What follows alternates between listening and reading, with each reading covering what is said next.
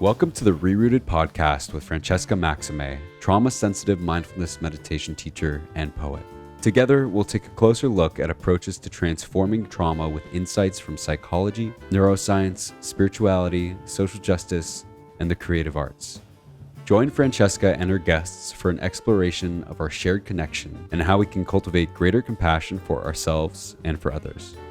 If you'd like to support Francesca and the ReRooted Podcast, please visit BeHereNowNetwork.com/Francesca. Hi, everyone, and welcome to this episode of ReRooted. I'm Francesca Maximé, and this is where we kind of look at where our roots are shared, where we have shared connection, where we can actually get more tethered and dig a little bit deeper down into that which is already there and already nourishing that sometimes we can forget about when perhaps our limbs are severed in some way. And our guest today is Diana Fosha. She is Dr. Diana Fosha, a contemporary psychologist who developed accelerated experiential dynamic psychotherapy, AEDP. And she currently runs a private practice in New York City and is the director of the AEDP Institute. She teaches at NYU, and she has authored The Transforming Power of Affect, a model for accelerated change, and the first editor of The Healing Power of Emotion, the Effective Neuroscience Development and Clinical Practice, and that also is co-authored by Dan Siegel and Marion Solomon. And Dan, of course, is a friend to the Be Here Now Network. And just to explain a little bit about AEDP, and then she'll get right into it, it's a form of therapy that holds every individual has an internal drive to heal and grow, operating within no matter what type of trauma they've experienced. And in this therapy, those in treatment are encouraged to process painful emotions and experiences in order to develop new, healthier coping mechanisms. And practitioners argue that unhealthy defensive reactions are at the root of many psychological issues, but that by processing these, people in treatment can develop healthier outlooks and eliminate unhealthy defenses. The treatment approach has its roots in several psychological theories, including attachment theory, body-focused approaches, and affective neuroscience. And Dr. Fosha was born in Bucharest, Romania, and received her bachelor's from Barnard and her doctorate in clinical psychology from the City University of New York. And I just want to extend a warm welcome. Thank you so much for being with us here today on ReRooted. Diana, it's a pleasure. Such a pleasure to be here. Thank you for inviting me, Francesca. Looking forward to our conversation. Yeah. Anything that I was sort of, when I reflect back, or, you hear some of the things that others have said about you, that bio I sort of pulled from the goodtherapy.org website to give them proper credit. Right. Anything there that stood out to you as I was reading it back? Well, one is they did a pretty good job. So that's nice to hear. I think the part that that sort of stands out to me, and it's sort of like I think it was in your comments. We were chatting a little bit before, so we may have spoken about it, but I think you said it in your opening comments, is this idea that what we need is there from the get-go, is there from the beginning. It may not be apparent, it may not be easy to facilitate, or it may be easier to facilitate than we suspect. But I think that's something that's so fundamental to AEDP and to how I work, which is that the healing is there. And it's about sort of engaging it and bringing it forth and getting it to sort of like engage with that which is broken or that which doesn't work. But it's not like we're broken and at the end we're healed. It's like the two are side by side. I love that. Yeah. I love that it's already there. And, in the mindfulness communities, oftentimes we'll say things like the sun is not shining. It's just that the clouds are obscuring it right now. Right. And sometimes the clouds are thick, but it's always there. Right. And so then we, sort of are trying to figure out the best approach to sort of say, all right, well, today's a cloudy day, and can we be with that? And then can we also cultivate an ability to recognize that the sun is, in fact, still shining? Right. And your method uses a very specific way of doing it that a lot of therapies don't, which is emphasizing the relational attachment, connection, if you will, Yes. the therapist and the client. So can you talk a little bit about how that's fundamental to the work? Yes, absolutely. I mean, I think that so many of the, if not all, or most, let's say most, to be conservative, of the trauma approaches that are out there now in this moment in time emphasize safety as the sine qua non of what we're trying to achieve before being able to at least optimally do deeper work or work more with the trauma processing. And there are so many different ways of going about establishing safety, many of which have to do with the body or breathing or grounding, all of which are great. However, and that's where the rootedness and attachment comes in, we take a different approach to safety, which is the approach to safety that's taken when we're infants, which is the relational approach to safety, which is that we're going to try, the goal is, and what we're aiming for is to create a connection, to co-create a connection where the individual who's in the therapy feels safe, feels seen, and feels connected. And in a way, that's the ground. That's our ground from which then we proceed to do explorations. So in that way, the safety is achieved through the relationship. Right. And I know that you're a admirer of Dr. Stephen Porges's work, who I've talked to in the past, and his polyvagal theory approach, who really emphasizes that and the neuroscience behind what it is that can help in terms of a relational attachment-based way.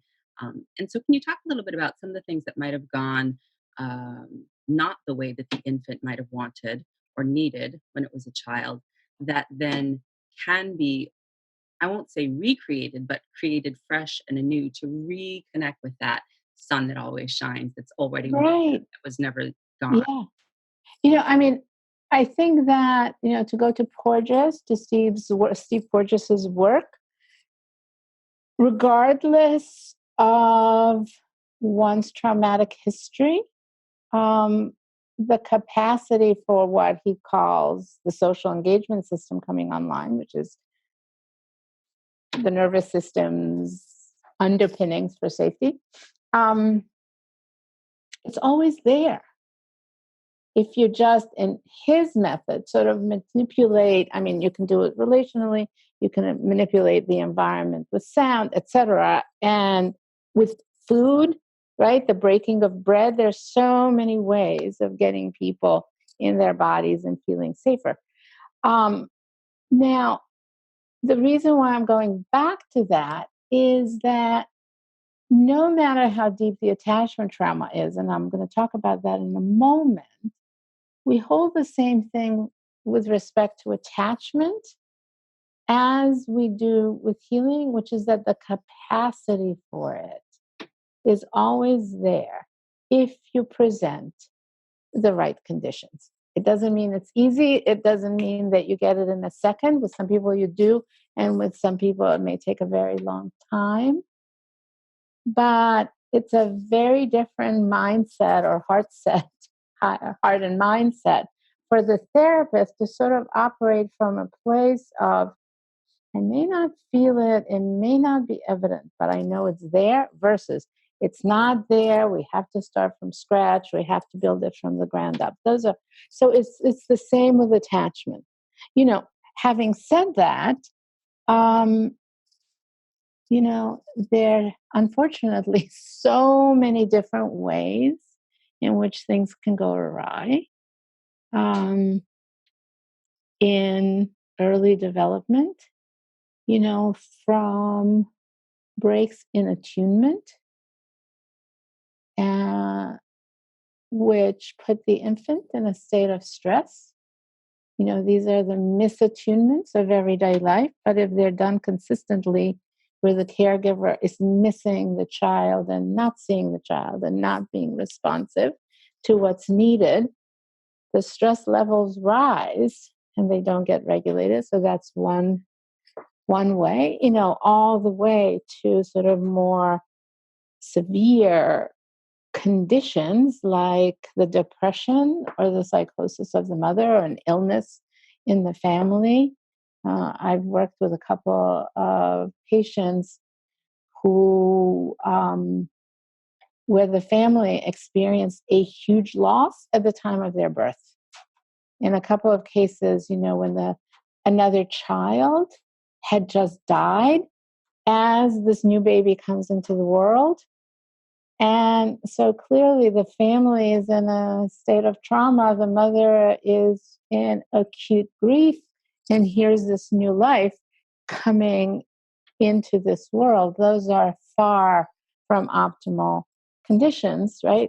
So some of the other things, all the way to then trauma, illness, loss, and the million things that can happen, to put children at risk and to separate them from nourishment and attachment, right? And what we do know from attachment theory is that kids internalize that.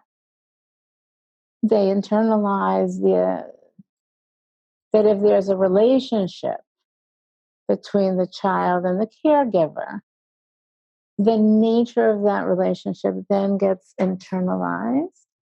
And we end up treating ourselves sometimes or with some frequency the way our caregivers, right, treated us. It's a little more complex than that, but in some essential way. Yeah, there's a real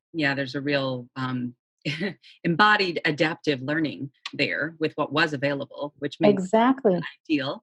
And so we want to bow to the fact that the organism sort of knows, the infant organism kind of knows that, like, here's what I need to do to make it to tomorrow, even if it's not ideally what, That's exactly right.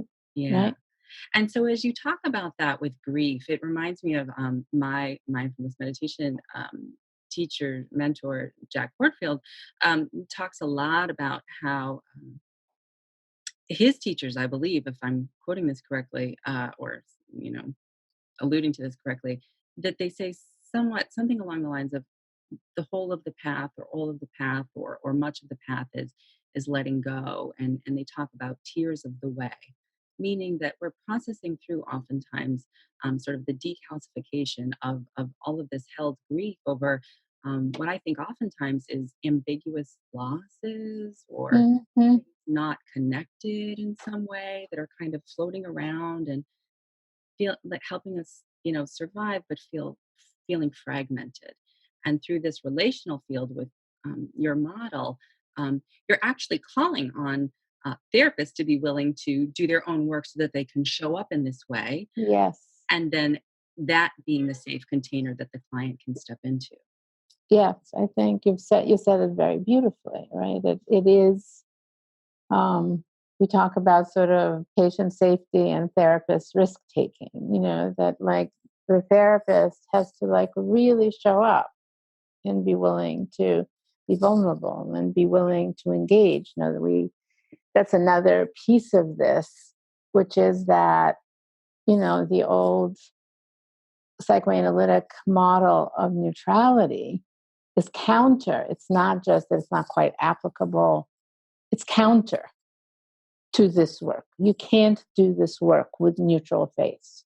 You can't do this work by aiming to be blank.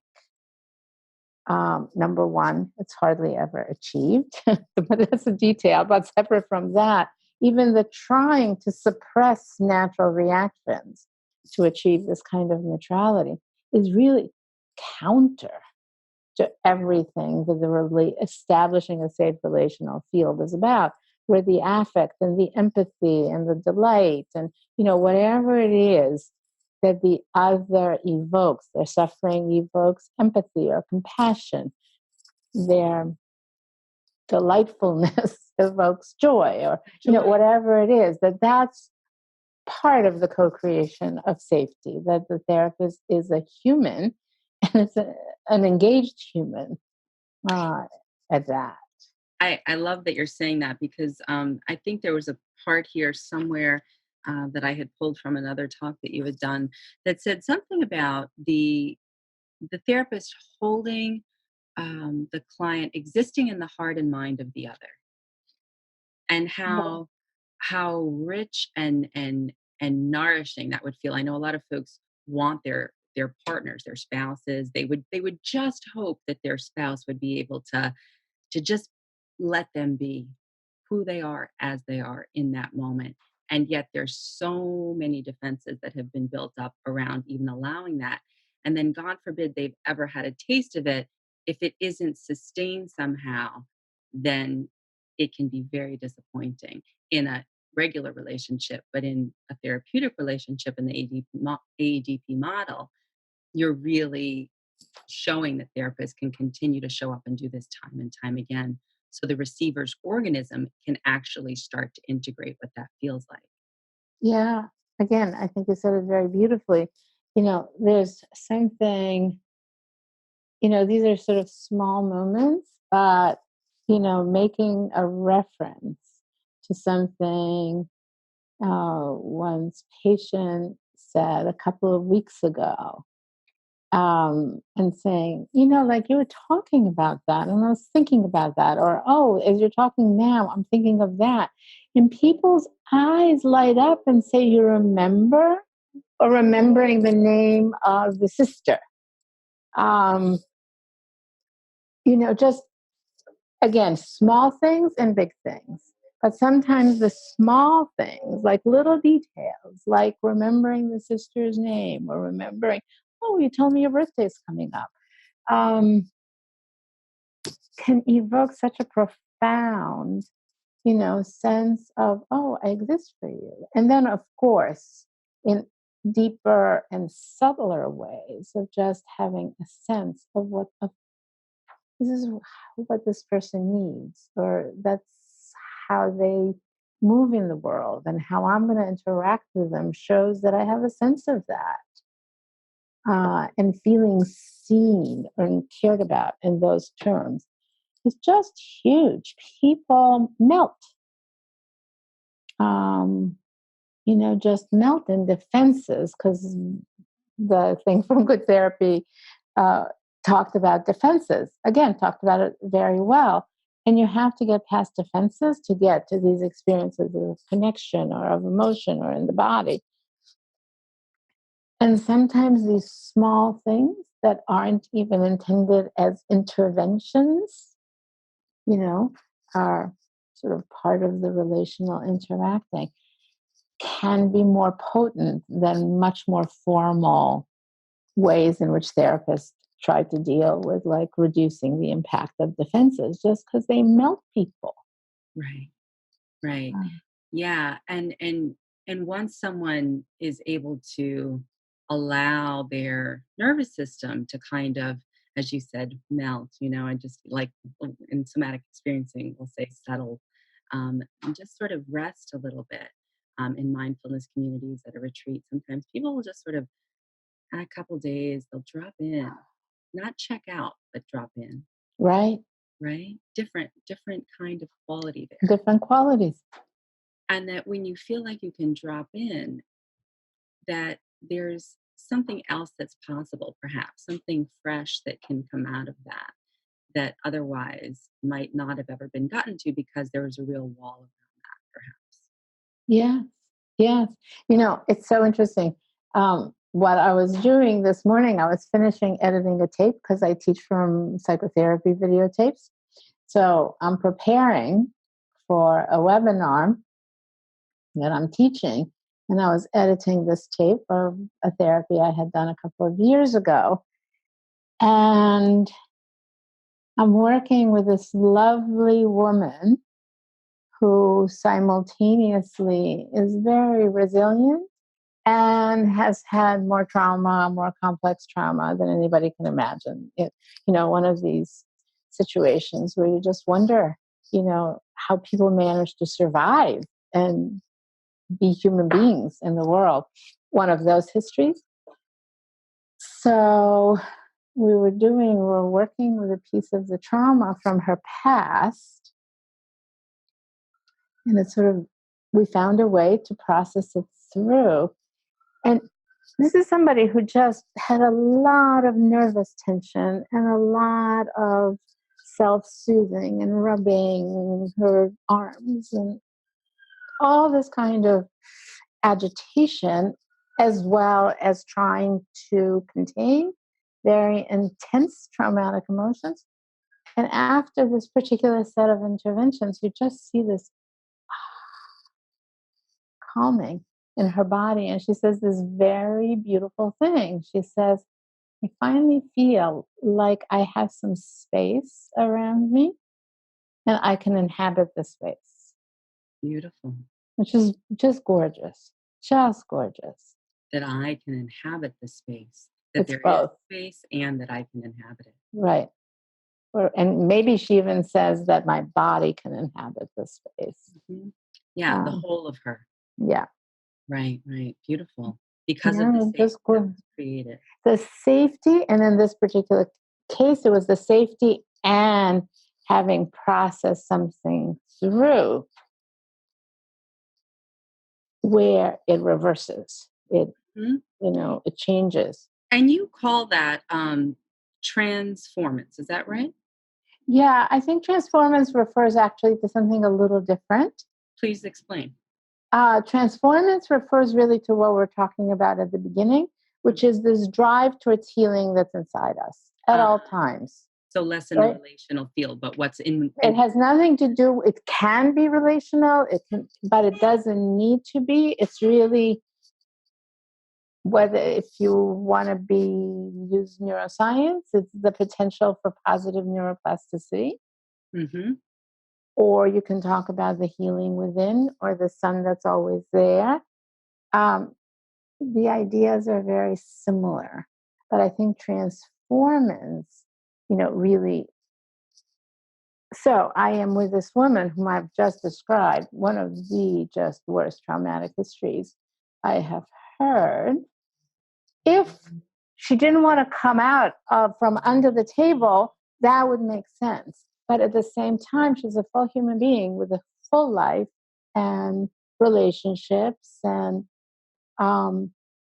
it's that transformance that is at play always, side by side with the trauma. So that's the transformance piece. Got it. No, I got it. So transformation is possible as opposed to just right. In the relational field, and transformance is always present.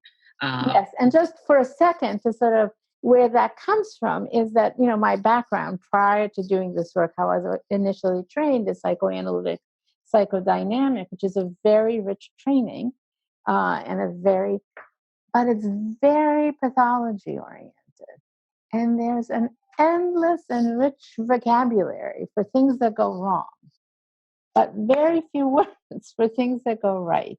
Yes.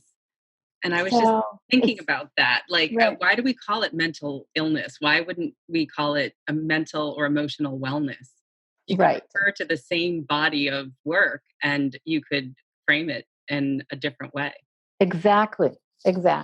So transformance came out of the wish to name something that's the counter of resistance, right? Resistance that gets us to put on defenses and so on and so forth. We have a term for that. So this is sort of like the counter tendency. Yeah, the reframe. Got it. Exactly. And so once we get there, like you're honoring the dignity and worth of the person. It's always, noble and dignified. We say when you take your seat in the midst of it all, and you really just remember that Tara Brach talks about the golden Buddha underneath the clay. That's sort of there. That sometimes when we get to that place where we are connected, somehow we've gotten what we wanted. The signal cry, as Diana Fosha talks about, is no longer on high alert. That we end up becoming terrified because we have received that which we have so long time longed for. And how do you work with that with someone when you finally receive something that you wanted, which is that safe, seen, soothed, kind of safe holding connection, and then the terror comes up in its different ways? Yeah, we call that emotional experience. We have a word for it or a term for it, which is the tremulous affects, that one is shaking. And, we've gone some ways to sort of, well, there are two things that happen in what you described. I think one is that because you feel safe, the really dark, scary stuff can now come to the fore. That's one aspect of I feel good, I feel safe. I'm letting down my defenses. So like all the stuff that I've kept suppressed now comes to the fore. And we're working with the trauma, the grief, the losses, the shame, what have you. So that's one aspect of the fear. The other aspect of the fear is healthy, which is the fear of the new. It's not the old fear. It's, I'm doing this for the first time and I don't have a script. I'm in a foreign country and I don't speak the language and I don't know how the money works or the transportation. And it's really beautiful, but like,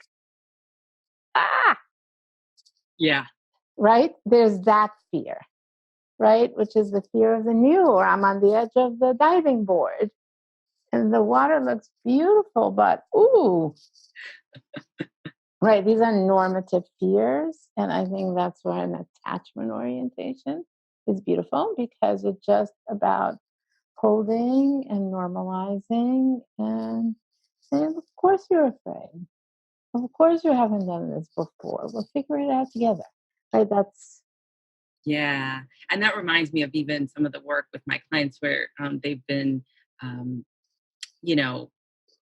feeling like you're describing. And I've said, is it that it's so terrible that we know that it's so terrible? Or might it be something more along the lines of, could we be curious about whether or not it feels unfamiliar? Exactly. And, a couple of times people have been like, oh, unfamiliar. Yeah, I don't really know what this feels like, but maybe we don't have to have from the mindfulness, language, the narrative, the story around unfamiliar is terrible. Exactly. Doom and gloom, Right. as opposed to not quite knowing. Right. And then so how do you hold that not quite knowing, don't know mind? I'm listening to my teacher talk in, my ear about this because I've heard him say it so long, but don't know mind. How do we hold that don't know, that uncertainty without having the terror of the other shoe to drop? And, while holding the first part that you said, like, yeah, of course, there's a piece where there might be tremulous and all of that also. Right. Right. And that's a very different thing, because that we have to like go deeply into it. And it's an opportunity, even though it's frightening and so on and so forth. On this side, and this is where I think the therapist's own work really comes in. I have to say, for me, that work is some of my favorite work, because I don't know what's coming. I mean, you never know exactly, but in a funny way, when we're in the pain, that's like, I sort of know how it goes. I don't know the details. I don't know exactly how it's going to happen, but I sort of know. We know when we're in emergence, we have no idea. And there's something so beautiful about that. And it's really, that's where the trusting the process, really comes in. And,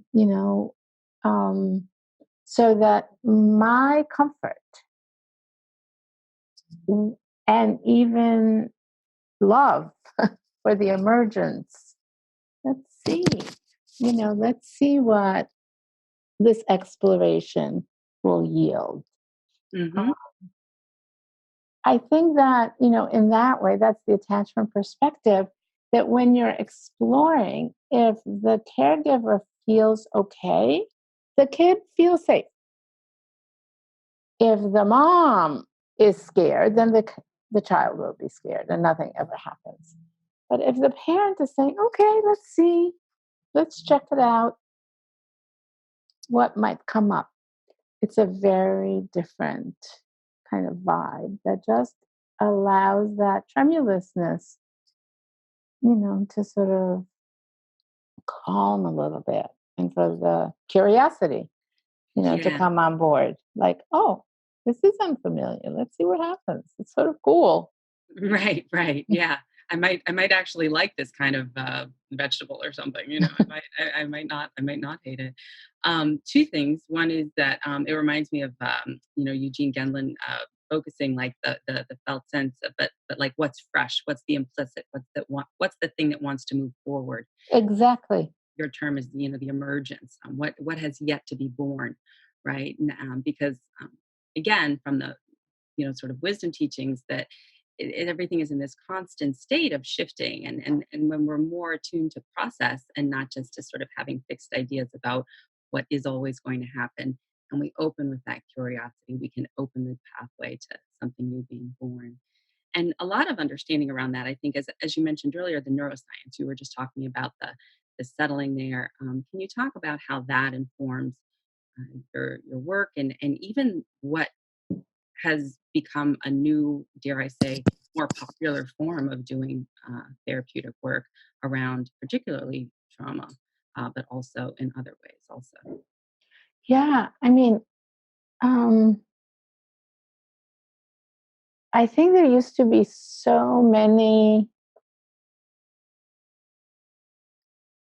different takes on, what's important in psychotherapy. And of course there are. I don't mean that, everybody's in total agreement.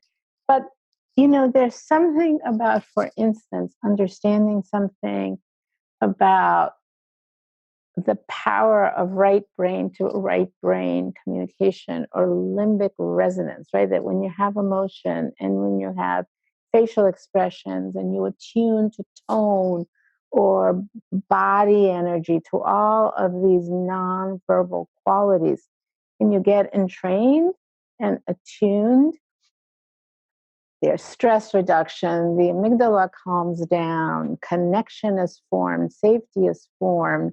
It's how babies communicate. Just know that's science. It just is, in a variety of ways, in a variety of settings. We now know this about, both development and how we operate.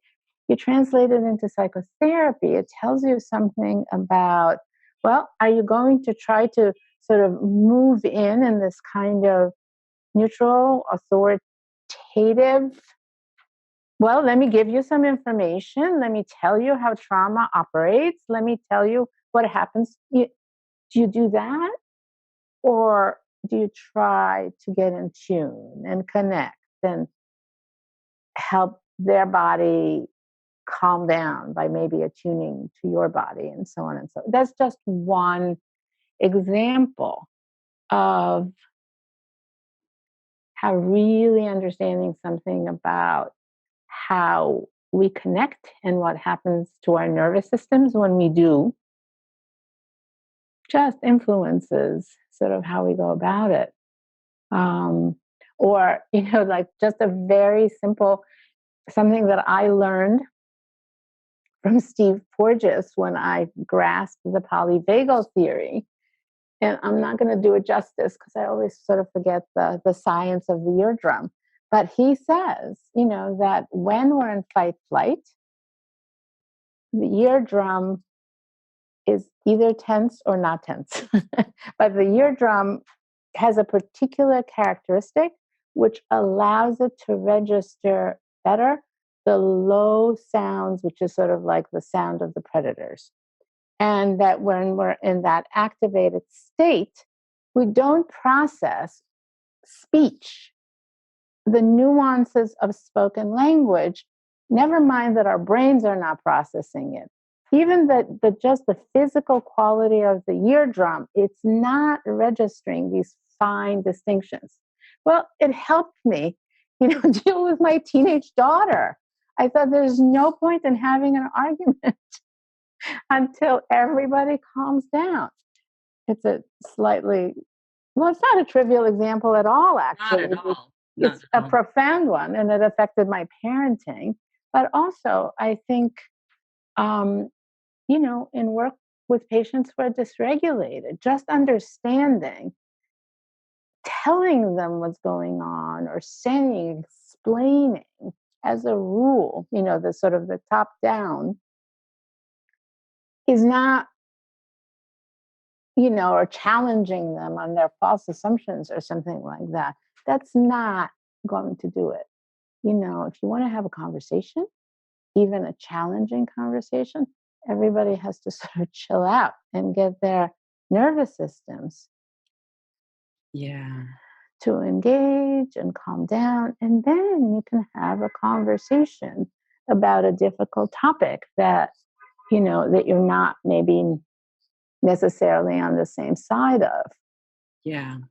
And what I love about that is that, again, going back to a point that we've talked a little bit about before, is the way in which it requires that the therapist that you're working with does their own work and has a capacity themselves to be able to regulate their nervous system and be present.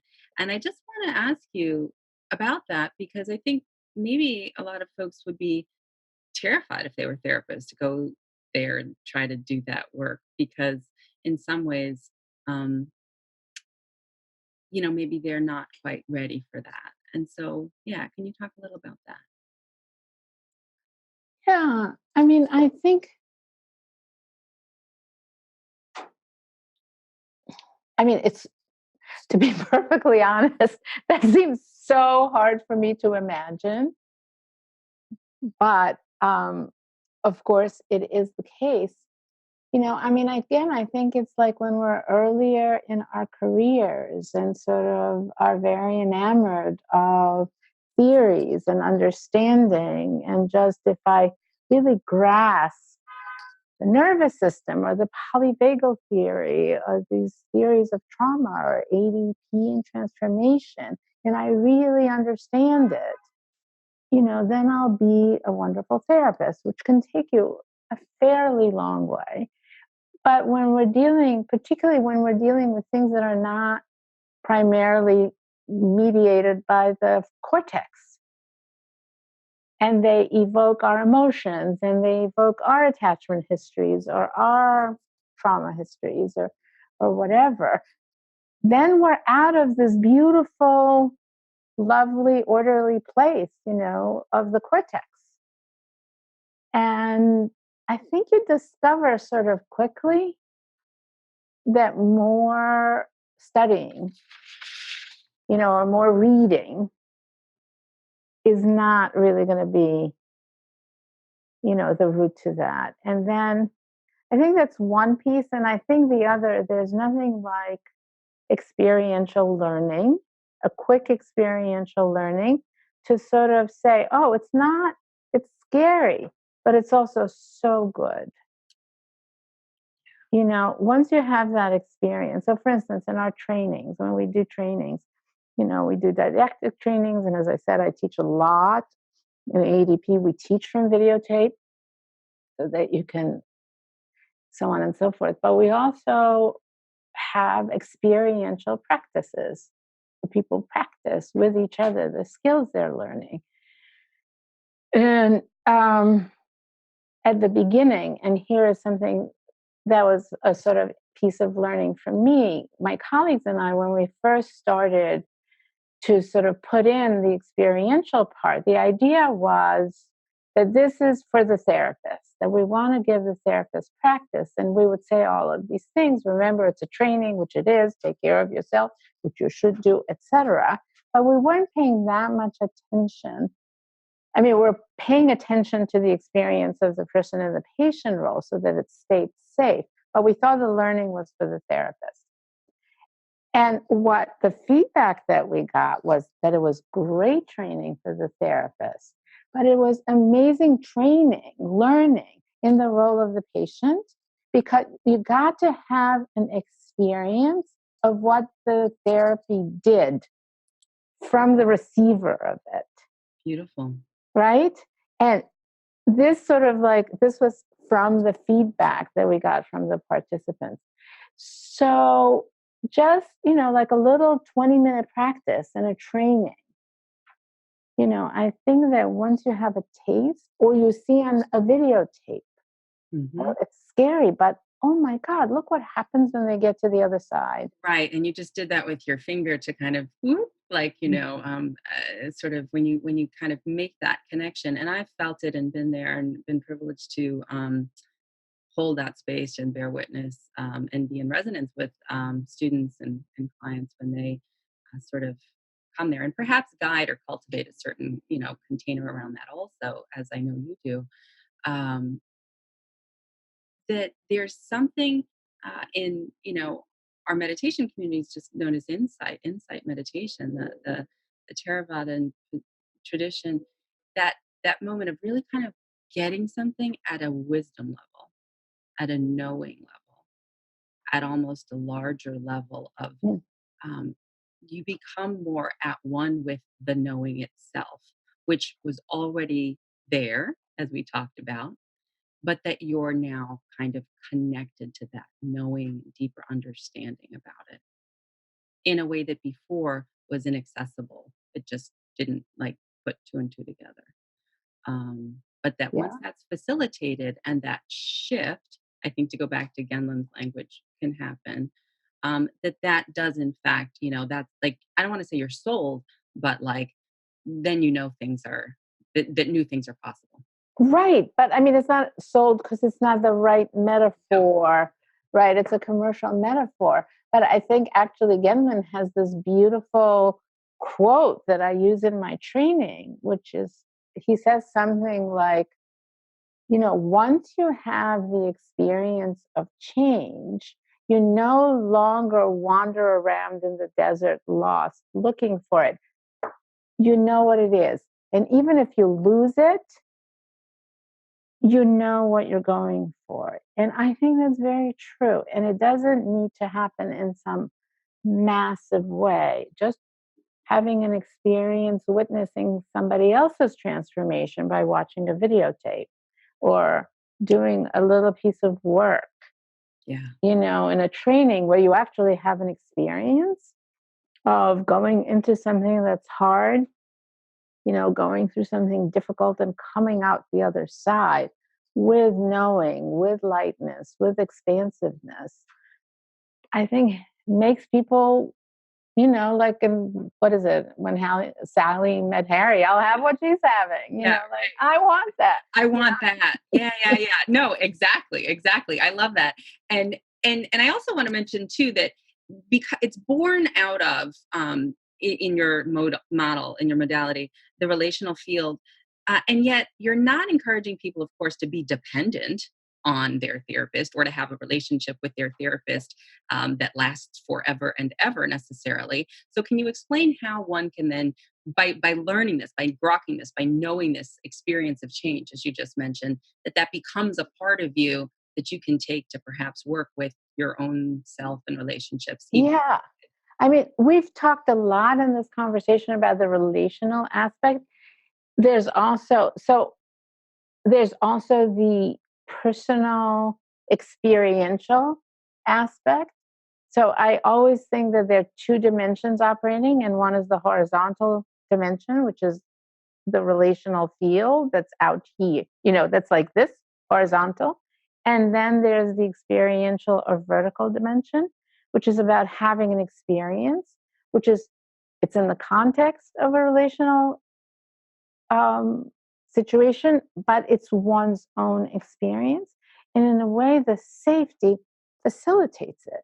So our working with emotion or trauma processing that I sort of referenced, in the work that I was editing this morning with my very traumatized and very simultaneously resilient patient.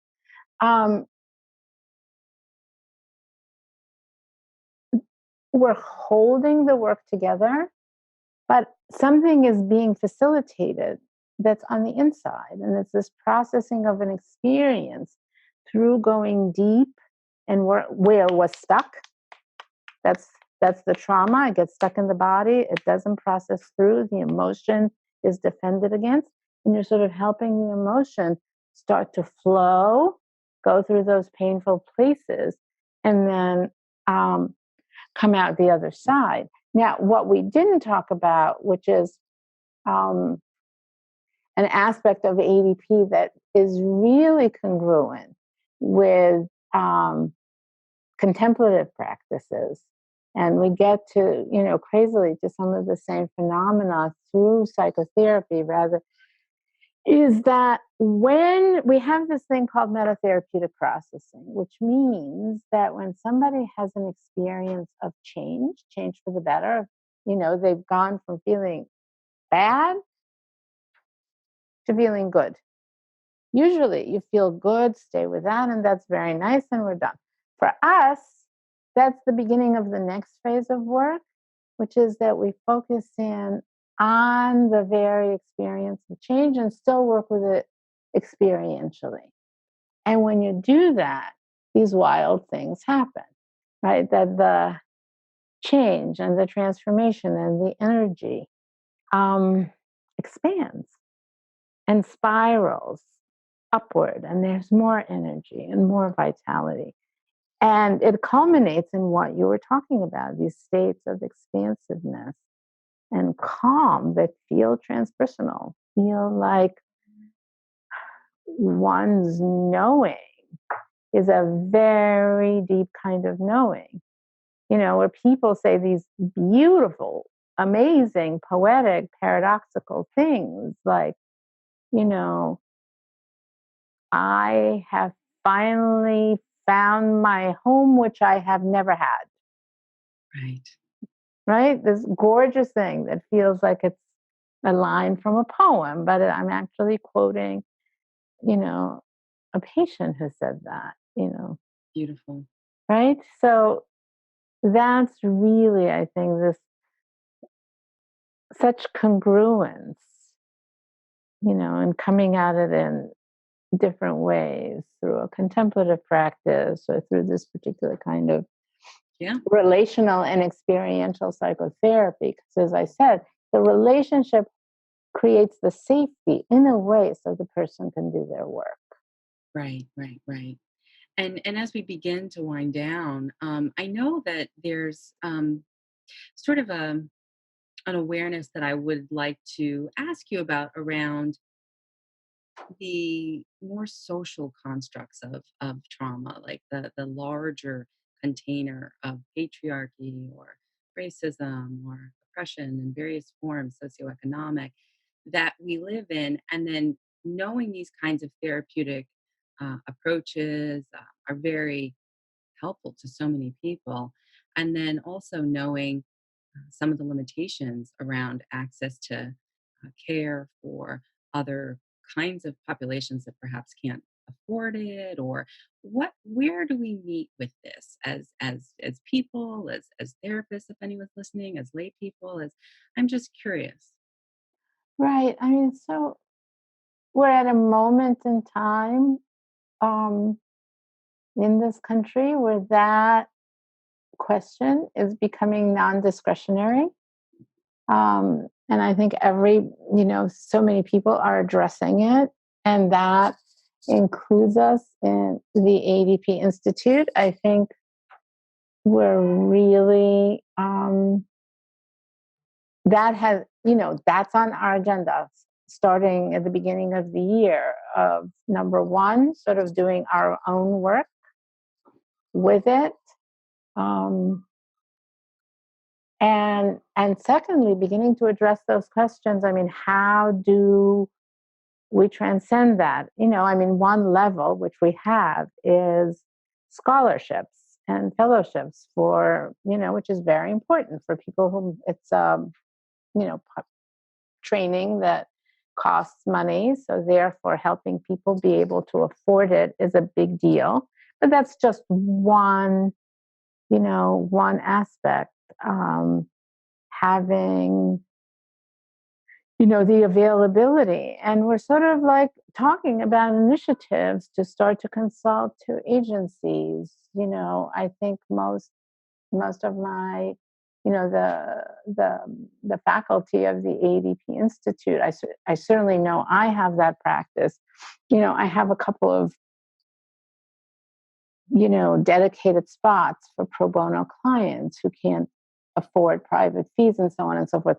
But that, even those seem to me insufficient to the larger questions, and which I think we're early in we're sort of doing our own work before being able to sort of address in a more systematic or deeper way, how do we deal with those traumas and, questions of access and so on and so forth. Yeah. One very specific thing that I want to mention is that we're doing research into a short-term version of the model, which is interesting because, accelerated is in the term, but accelerated is relative. It just means faster. It doesn't say faster than what.